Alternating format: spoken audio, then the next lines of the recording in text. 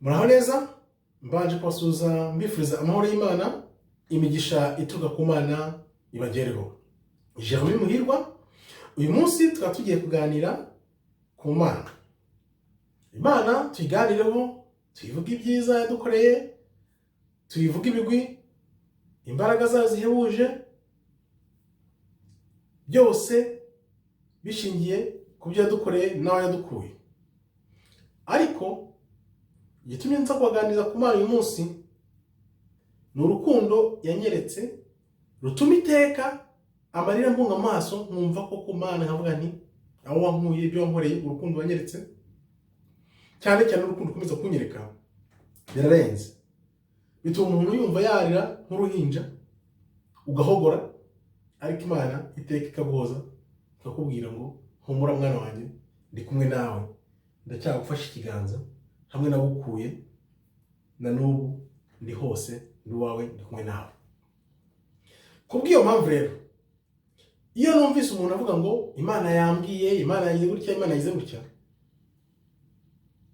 mbifata nkaho ari ibyanjye, kubera ko nzi ko Imana abantu benshi bayikinisha bakayifata bibwira nk'ibyo wenda babwiwe, kubera ko batarayibona cyangwa batarabona ibitangaza ikora, bakumva ko ibyo babivuga byose ngo Imana yababwiye ari ukuri. Reka nguhe urugero, hari imvugo yateye ujya kumva umuntu wese hirya no hino yavuze Imana yambwiye, Imana yambwiye, Imana yambwiye, Imana yambwiye. Ariko igitangaje ni uko ibyo bavuga ngo Imana yababwiye nta na rimwe bisohoza.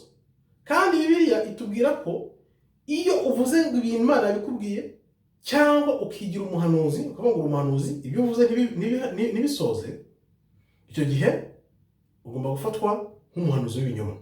Niko ijambo ritubwira. Ndatanga urugero.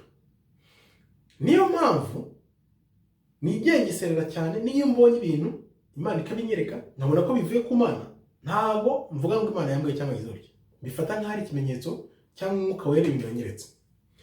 Nk'urugero, mu mwaka wa 2018 ndimo ndasoma Bibiliya, umwuka wera yanjye arambwira ngo iyi Bibiliya ntuzayijyane mu rusengero, kubera umwuka wera yararebaga ati dore narakwihamagariye gusoma ijambo, nta muntu waguhamagariye gusoma ijambo, iyi Bibiliya ntuzayijyanemo kugira ngo abandi nibasoma kugira ngo murambure musoma aha, izo nyigisho zabo nizo Imana ashaka kundinda kugira zitazamvangira, nkazasoma Bibiliya mfite izindi nyigisho numvishe ahandi, noneho zikazivanga nizo Imana ashaka kunyigisha.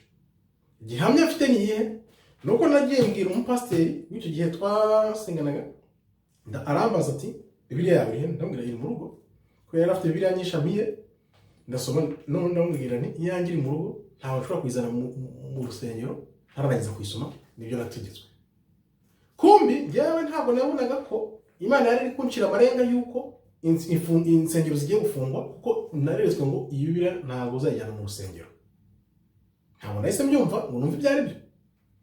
Ntabwo rero nahera kuri ibyo ngibyo nabwiwe cyangwa nibaza icyo gihe, kubera ko yego nari nzi ko ntashobora kujyana mu rusengero, ariko ntabwo nabonaga ko insengero zizafungwa.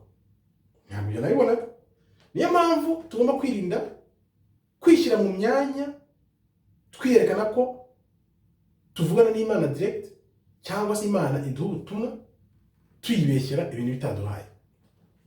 Urundi rugero rwa kabiri mbaha,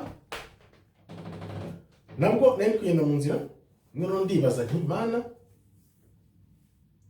aba bantu b'isi yose badakizwa ni ukubera iki? Imana irambwira, umwuka wayo arambwira ati irebe. Ndireba bwa kabiri, ariko nkabona ntacyo ndi kubona. Noneho inshuro ya gatatu irebe noneho ndirebye, urabona ko iyo ngiye gutya tureba iki? Nahise mbona ko umutima nyine, uko Imana yahinduye umutima. Ijwi rirambwira ngo uko naguhinduye umutima wawe ni nako n'abo bandi bose nzabahindura. Niyo mpamvu rero nakubwira nti ntiwihebe, Imana igufitiye umugambi, iragutekereza nawe, uko yaduhinduye natwe ikatugira abayo, nawe niko izaguhindura. Abagira nti rero, ni iyihe mpamvu ituma ibyo abantu bavuga ngo Imana yambwiye bidasoza? ngewe mpamya ko umwuka ashobora kuba bereka ibintu nkuko nanjye nabyeretswe, ariko simbisobanukirwe neza uko bigomba gusobanukirwa. Niyo mpamvu navuga nti maze gusoma ijambo rihagije rike rishobora gutuma numva imbaraga z'Imana n'ijambo ry'Imana ku buryo ntashobora kuyikinisha mvuga nti Imana yambwiye, yanyeretse cyangwa yambwiye ibitambwiye.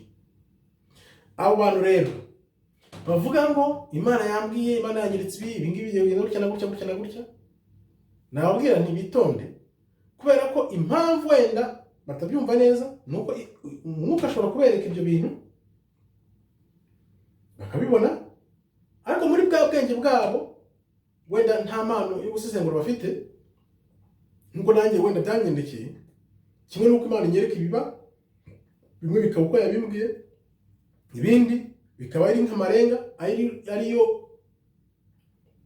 ubwo buryo Imana yerekana ibintu, noneho igategeza ko natwe wenda twisesengura kubera ko izo mpano abantu bafite zitandukanye.